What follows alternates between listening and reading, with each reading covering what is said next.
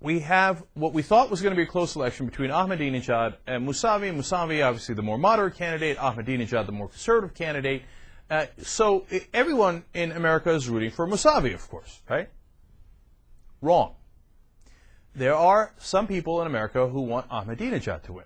So who are these people? Are you ready for this? The Neocons. Now, I saw that headline. I said, that can't be true. These guys compared him to Hitler. They say that he wants to wipe Israel off the map and he wants to go nuclear and kill God knows how many people, hundreds of thousands, maybe millions. How could they possibly be in favor of him? And the reality is, they are. Why? Because no matter what, they want war. They don't want a moderate to win. They don't want to negotiate. They don't want a reasonable solution. They want war, and they think they're going to get war better with Ahmadinejad. So let me give you quotes. The Middle East Forum director, Daniel Pipes, said at the Heritage Foundation that he would prefer Ahmadinejad to win. We've got video on that in a second. American Enterprise Institute's Michael Rubin told National Review's Catherine Jean Lopez that it might be better for Ahmadinejad to win.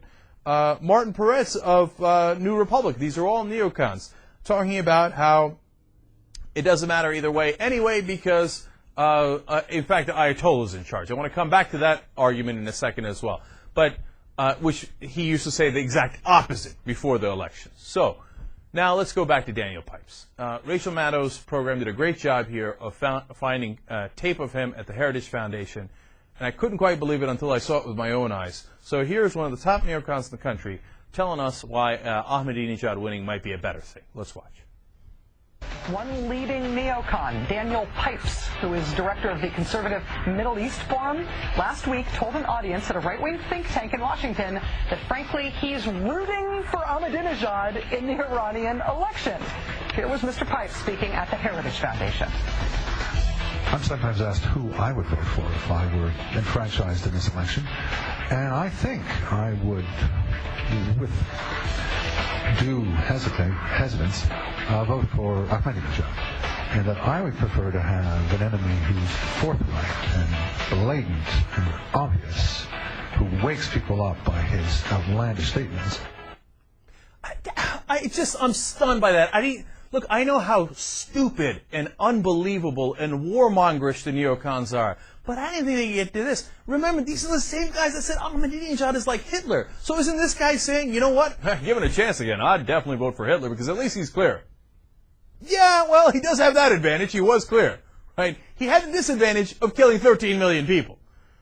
Look, I'm not saying Ahmadinejad is like Hitler. You said Ahmadinejad was like Hitler. They do not want peace. They do not want people to get along. They don't want anything productive. They want the exact opposite. These are the worst of the worst. These neocons are unbelievable. Now we go back to Martin Peretz. He says for the New Republic, we've known for a long time that elected leaders do not carry the weight of those who have been anointed. Whoever ends up becoming the president will have little real power and even less influence over Iran's geostrategic direction. Now, why are they saying that? Because before the elections, we expected Mousavi to win. So he's saying, oh, it doesn't matter if they have a moderate. No, the Ayatollah makes all the decisions. Wait a minute now.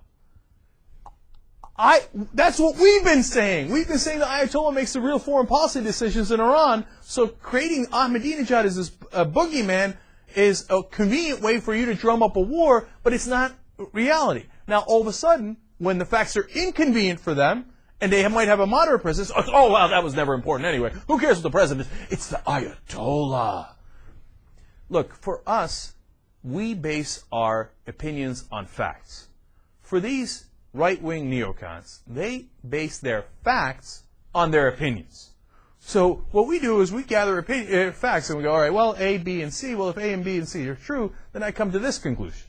Whereas they start with their conclusion. They start with their opinion and they go, how can I twist these facts, A, B, and C? Well, I'll just change A to something else, right? I'll call it something else. I'll ignore B and I'll take C and I'll highlight that. They take the facts and mold it to their opinion.